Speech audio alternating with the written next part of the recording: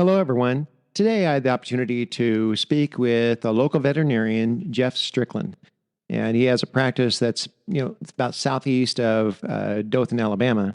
Anyway, he was gracious enough to sit down and talk with me about how he became a veterinarian, what inspired him to go down that career path, but what it's meant to him over time, and what it should mean to all of us to care for our animals and our pets that really are a means of God's blessing to us in our lives. They really do, in a soulish sort of way, connect with us in a manner that reminds us of God's goodness throughout all of creation. We had this conversation in anticipation of the upcoming feast of St. Francis of Assisi, who himself was seen as a friend to all God's creation, a friend to all animals. And inspired by his example, we still maintain a tradition of pet blessing to this day, coming up for our church October 4th. Anyway, just wanted to give you an opportunity to kind of sit in on this conversation that we had about how God blesses us through our pets and why we want to turn right around and bless them too with the way in which we care for them.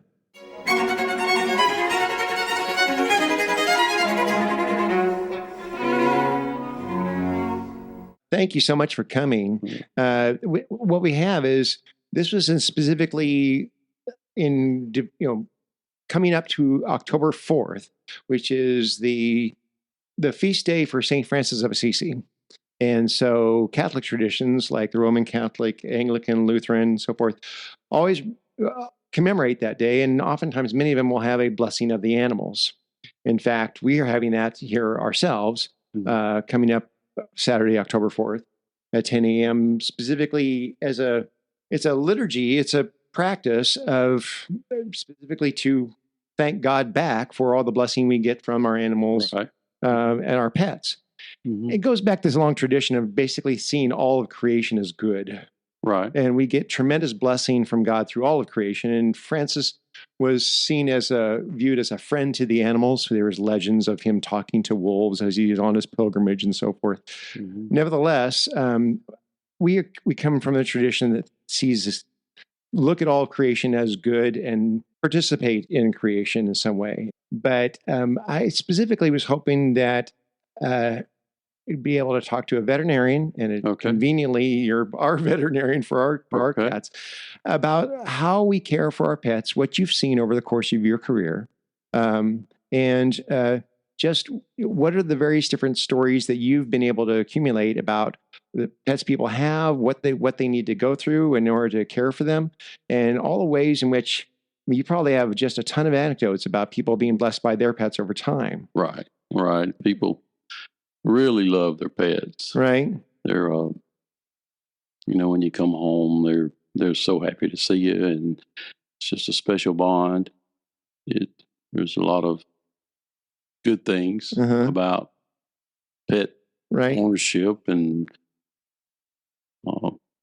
just a kind of after end of a long day, right? They're there for you. Well, dogs are. Cats. Well, I heard this years ago that dogs have masters, cats have staff.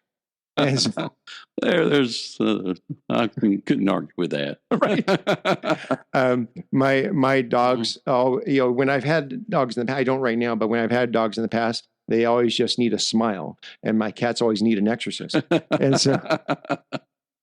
so, if I could ask just a couple of biographical things really quickly. So how, as much as you're willing to share, how you got into veterinary practice, how your passion started early on. And when I lived in Texas for a while. It seemed like every veterinarian went to Texas A&M University. Right. It's a very good school. Very good school. So please. I grew up on a farm. Okay. We had all kind of animals. Which we had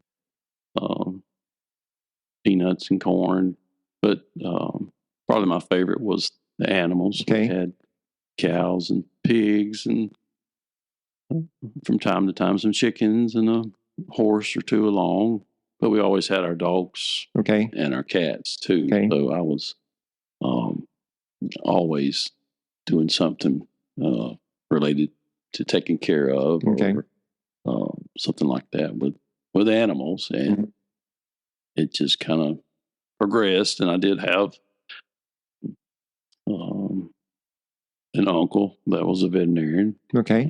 So I kind of got that side of it too, to look at, what it could be like. So, and I just started in school, and the Lord just kept opening doors. And where did you go to training for that? Where did you go to?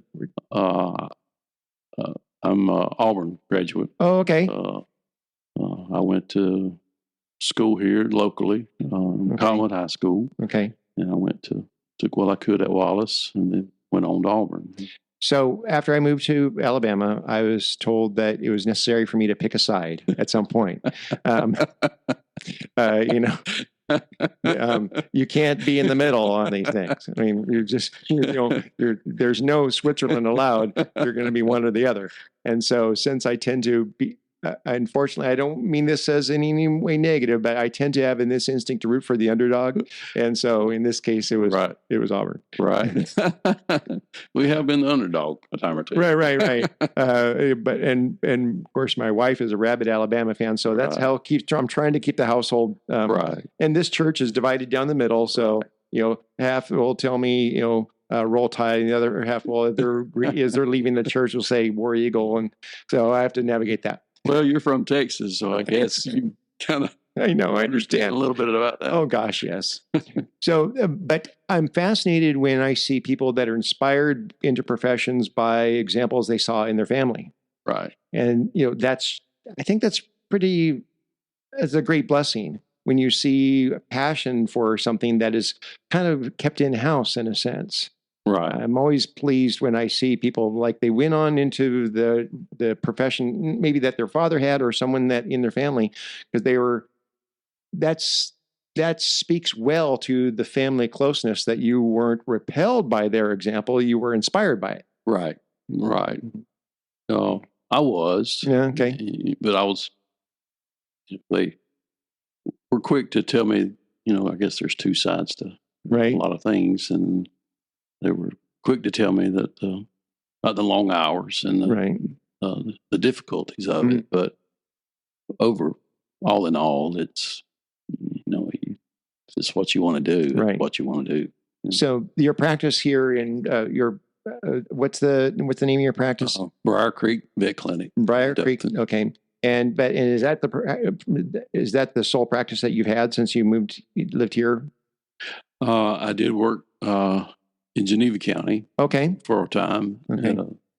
As an associate, and then after a while, I decided to go out on my own. Okay. And that's we've been there about a little over 20 years. Okay. At our place. Now, I mean, obviously people are bringing their pets to you, but are you a veterinarian to the various ranches in that area as well? Some. That part of practice has changed as the times have progressed. Okay. In our practice, the small animal side of it has increased. You develop a specialty, I imagine. Well, the large animal going out to farms and that kind is very time consuming. Okay. And it's hard to be in two places at one time and do a good job at both. Mm-hmm. So, and the large animal practice is quite physically demanding. So it's kind of a young person's game. I understand. Now, because I had wondered about that. I mean, oftentimes we talk a lot around my church and in other circles I run in about cooperation with creation, and how we are interacting with God through His creation in many ways. I learned a lot of my theology and a lot of my piety as a young man hunting with my father, because you spent time out in the woods. You're amongst the things that have been created. And oftentimes when I talk about cooperation with creation, one of my favorite things to see that on display is I go to the local rodeo. Right. And because these horses are not their pets, they're their coworkers. Right. And so, so that's that sense in which people will, they're going to make sure it's not just their industry. They're they're going to make sure that all the same medical services are available to that person, to those equestrian athletes, as I Sure. put, Sure. to make sure that they're healthy and they're able Right. to have a long life. Mhm. That's true. Our animals are very important Right. to us, whether there be Yeah. a pet or a working animal or Right. food producing animal. Right. They're all they all have a part. And For your practice, you're mostly small animals as well. I mean, you're yes, we also spend most of our time there in the clinic every day, Okay, mainly right. on dogs and cats. We still do a few horses and Okay. cows, and Is it mainly dogs and cats, or do you get Yeah. any other varieties? we don't do many exotics, or hardly any. That's kind of a specialty, and it's the snakes and stuff like that. That's kind of a specialty. It's got to be kind of a niche, though. I mean, It is. how It is. really common is that? It's not very, but Right. it's but we always try to refer it to somebody that has that niche. Right. Well, and so some of the other stories that you've seen over time. I mean, I imagine that you've seen people that have quite a few dogs on their ranches or quite a few cats. Right. And is there a recommended maximum number?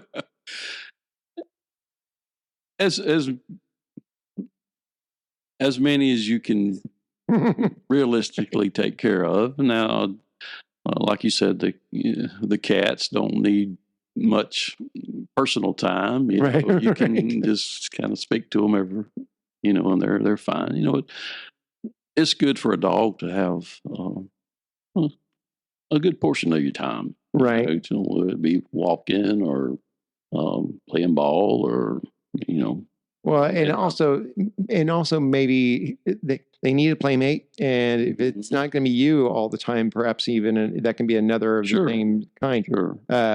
When we had one cat, that cat was suffering under single child syndrome, Right. and I'm like, this one needs a sibling because they're going to drive us crazy, and so.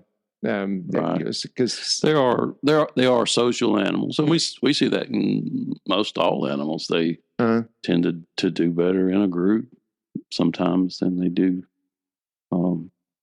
by themselves. Now, are there times of the year when you seem to get more traffic than others? I know that it can be seasonal when suddenly people who haven't spayed and neutered their pets and haven't or whatever they're finding that there's more they're getting their litter at a certain time or certain sicknesses that occur for animals.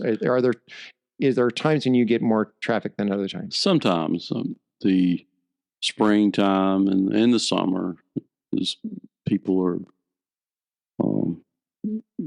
getting out of school, Okay. Getting into the summer, and they start thinking, let's, get the dog vaccinated, updated, and Right. all those things. And the surgeries just kind of come and go depending on the age of the dog, Okay. cat. They get up of age where that can be done, then certainly, and definitely seasonal things on farm animals. Okay.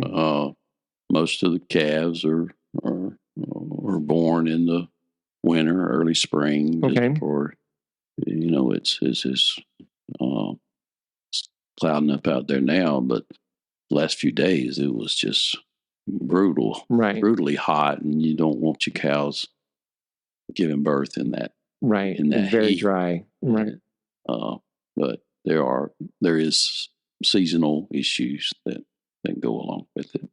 So when people obviously you're quite attached to their animals. Sure. And I don't know to what extent a veterinarian would speak to this. I'm sure that if I spoke with someone, say with the funeral home, they would talk about when their animals have died. There's been a number of different practices that they've had. And we had one, there's a church I'm aware of in our network down in Tampa, Florida, that has a pet cemetery on their grounds. Now, I spoke with the priest at the time, and I said, I saw that movie. I'm not sure what I think. It's holy ground. Don't worry about it. But those, I'm not. I've heard of those. Okay. I don't know right offhand where the closest one is here, but a lot of times if it's where people can, they'll bury the dog at home, and maybe do a nice marker, or sometimes cremation with. Is there in an urn? Are there regulations related to disposal for pets that die at home? I'm sure if you're in a incorporated city, sure there's some, but out in the county, really not. So when you're interacting with pet owners, what are some of the common things that you would think are common sense, but that sense isn't quite so common? What are some of the chief things what are some of the more common things you encounter? You're going, really, guys, make sure that you do X, Y, Z. Most pet owners are very knowledgeable. Mm-hmm. We live in a digital age where you can have some information at your fingertips. But for our area, we're kind of coming through the summer. We really stress to owners this, make sure the pet has a shade where you can keep him cool, plenty of fresh water. Because it can, you have to be careful leaving your pet in the car. You go to, a lot of owners take their dogs everywhere. So we have to be careful in South Alabama because it gets very hot. Right. Protecting them from the heat. We don't have too much. We did have some snow last year, so we checked them from the cold. But really? We don't have to worry about that too much. Some things that are common in our areas. We have a lot of mosquitoes, so we have a lot of heartworms. So our areas of heartworms are real common, and if a dog is not on heartworm prevention, there's a good chance they're going to get it, and that's a terrible disease. Of course, our main thing is rabies. Houston County is we're in the middle of it with the wildlife. Oh, really? It's here with us. So, and our only prevention is to vaccinate. Vaccinate our pets and keep them protected, and that puts a barrier between the wild animals and us. For rabies? Yes, sir. Oh, it was just a news story this morning about someone a horse had died. I think it was pretty local, that showed scratch marks from possibly died from rabies. Right. I saw that, and that's can't happen in horses. It's theoretically any mammal can get the virus. It's not very common in horses, but it is. It does happen. It sure does. Interesting. I had a train of thought with regard to our pets. This is what I was thinking. I've heard it many times. Like, do not give a puppy as a Christmas present. I've heard that admonishment before. It's like, no. First of all, this is not the thing where it comes out of a box and it's unraveled like that. But the chief reason I've been given to that is it's not always obvious whether or not that child who got the puppy for Christmas is someone's going to be following up to make sure that that child is now a responsible pet owner. Right. So you would almost suggest a minimum age for caring for an animal. The words you use, responsibility, that's the key word there. It is a big responsibility, especially if that puppy stays inside, until they're housebroken. Right. There's going to be a lot of cleanup and a lot of work. And so, you give somebody a dog, this is a nice gesture, but you're giving them a lot of work and to do. So is there a maximum age for pet ownership when people can't care for their pets? That's a hard question. I hope that I can have my pets proud of them till the end, but I've often theorized that the reason why old people all have small dogs is because, an animal only respects a certain amount of physical prowess to obey them. And so, so a larger dog is going to more likely to look at a low energy, older individual and go, I don't have to obey you. I don't know what you're talking about. That's possible. As a person ages, in my mind, it seems that a smaller dog can be easier or a cat can be easier to, you worry about falls, people falling and breaking a hip, and you don't want something that can knock them down. Right. And so, I guess that's an individual choice about what age is too old. I hope I never get to that age. Where I don't have my pets. I know, right? I know. I just know I'm familiar with some scenarios where like they're just those animals are so energetic, and you're not able to match their energy at this point, right? And so it's not a good fit, right? But at the same but you want to be compassionate and realize that I'm not going to tell anyone they can't have a pet. Sure, but cautiously you want to give them we talk about responsible pet ownership. Sure, and we try to do that, especially if we have an aggressive dog, right? Okay, or a cat. Say, hey, look, this animal's showing us. He's giving us a heads up here. Right. I might bite somebody, so they have personality. That's right. Yeah, I mean, that's one of the things I learned. I went to a family reunion a couple of years ago out in Tucson. It was at a ranch. And while everyone else was sitting by the pool or taking the scenic hike or mountain biking, I was signing up for as many horseback riding lessons as I could take. I was absolutely fascinated with riding horse as an animal because I'd ridden motorcycles for many years, but horses are not motorcycles. Right. Motorcycles typically don't have a mood. Yeah. Right. They typically don't have a personality. They don't decide whether or not, based upon their size, they don't decide whether or not they respect you and have to obey. And I was absolutely fascinated by the fact that I had to cooperate with this animal and basically earn their trust. Right. Because they don't have to obey me if they don't want to. That's right. And so any given individual, any given animal has personality. And this one is going to be more passive than that one. That one's more curious. That one's more destructive. Sure. That one's, so. Yes. And it takes a little time to spend with that animal to figure that out, figure out what you got. That personality side of our pets has resulted in some kind of seeing a theory of creation where you see something as soulish. I mean, people ask, do animals have souls? Like, I don't know. I can't say that for sure, but I will say this, that insofar as if to the extent that an animal relates to the human, you would call it as being soulish in a way. I can agree with that. And so what you see is the concentric circles of creation going out from there where, okay.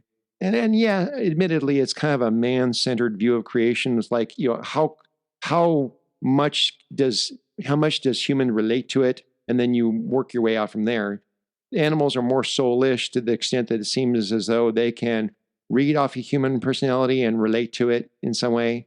And then you work your way out from there where animals are more domestic and then you can be utilitarian, but also soulish in a sense. Sure. And then out from there. And that includes even say things, in the ocean, mammals in the ocean, say as dolphins and orcas, where there's something going on there. Right. Or even seals. Seals all act like dogs when I'm around divers. And then when you get further out in those circles, then you have aspects of creation that basically just maintains itself. Right. I don't know how domesticatable certain species of anaconda, pythons really are, but they do maintain the environment around us. And so we're glad that for them too. But within these concentric circles, you definitely see something where you go, as it relates to mankind, God seems to have placed it as a exercise of the soul, in a sense. I agree. I think we see. For that very reason, don't we oftentimes say in watching some crime drama on Netflix that this person, the early evidence that they would later become a serial killer is how they tortured small animals? That's because that psychopathy was evident in how they're not willing to treat, things with a soul, animals with that level of dignity. There's a passage in Proverbs, that speaks to that. It says a righteous man treats his animals well. Okay. And I think there's one, maybe, don't quote me, maybe Exodus, that gives us direction. If we find our enemies' animals, we're supposed to take care of them too. Right. So I think we see God's fingerprints. Well, a lot of stuff. There's a lot of examples of that from the Bible. Jesus uses the analogy. Someone was, got their, genes in a bunch about the idea that he was healing someone on the Sabbath. And he says, listen, if you came across your own animal that was in a ditch, you'd pull him out on the Sabbath. Sure. Don't give me that. But there's two specific instances kind of stand out in the Bible that really make us think about creation in this way. 2 donkeys. One from the book of Numbers, I believe, is the prophet named Balaam, where the donkey talks to him. Yes. And Martin Luther was fond of saying God once spoke through the mouth of an ass, and I hope he can do the same again as he goes to the pulpit. But the idea is that, the use of creation there to basically tell a false prophet, you're wrong, and God's going to prevent you from doing this. But then fast forward to another donkey that Jesus rides as he coming into Jerusalem. And you see this cooperation of creation, of maintaining the kingdom of God. Right. And the Christian view has never, this goes back to kind of our theology of dominion from Genesis. Mm-hmm. What does dominion mean? Well, it's never been exploitative. Dominion has always been the proper maintenance of creation. Right. Not the worship of creation. Right. But not the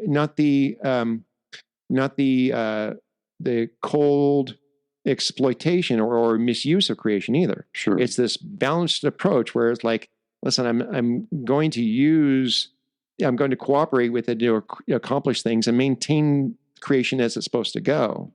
But specifically with our pets, we kind of see that there's an aspect of creation that's not utilitarian. I mean, my cats don't do any work for me. I do all my work for them. Well, you may not have any mice around the house. That is absolutely true. Oh my God. I did have a cat one time where everybody in the neighborhood was very happy about it because he was keeping the rodent population. Again, a cat also back in Florida. He seemed to be single-handedly keeping the bunny population down under in our whole neighborhood, leaving us gifts. And you're disgusting, buddy. But in terms of they're utilitarian in that regard, but mostly, they're just blessing me for the most part. Mm-hmm. If I'm trying to, do you catch enough mouse to pay off the fact that I'm, putting all this labor into cleaning your box and getting this food? No, but it's all a worthy investment on my part because of the blessing that these animals are. Sure. And so people will, can you quantify that? Of course I can quantify how much of a blessing they are. Look at the budget I spend on litter and food and the vet. Right. Thank you. Right. It's, I just enjoy taking care of my pets. You got to have that in order for that, especially long hours you have. You've got to enjoy those. We have a few cows, and back in the spring we have had one that had twins. Then the mother took one and rejected one. So we took that one to the house, and now we have a pet. Pet calf now. Oh, wonderful. Oh, fantastic. So she gets her bottles twice a day. And she's more than a cow, she's a pet. Right. So it's just things that they do for us, what's the association? What's the youth association that cares for farm animals? FHA, 4-H and FFA. 4-H, FFA. Mm-hmm. And so when I go to the Houston Livestock Rodeo, I see all these young people that came through, had been caring for these animals that are going to show them. Right. And, like the level of responsibility that they were learning in the process was amazing. There's a tremendous amount of good things to be learned about caring for that animal. It has to be fed and watered every day, and pens cleaned and fences mended, and just a lot of hands-on stuff that they're exposed, that children are exposed to, and we think it's good stuff. Oh yeah. And like I said, even just for even in my own case, after cleaning a litter box every day, I'm like, really, is this worth it? And then they snuggle up to you and go, yeah, it was. Yeah. Well, thank you very much for coming to talk to me. I appreciate the opportunity. Oh, absolutely. I appreciate it. And and also just kind of sharing your story a little bit about, how you got into this and how you became a veterinarian, where you were trained. And I really kind of want to bookend on the fact that I think it's a real blessing when you see inspiring examples in family like that. Yes. You, when, whether it be family or, fellow church members that just support you and say, hey, I've done this. You might want to do this too. Right. Mm-hmm. So thank you very much. I appreciate it. Appreciate it.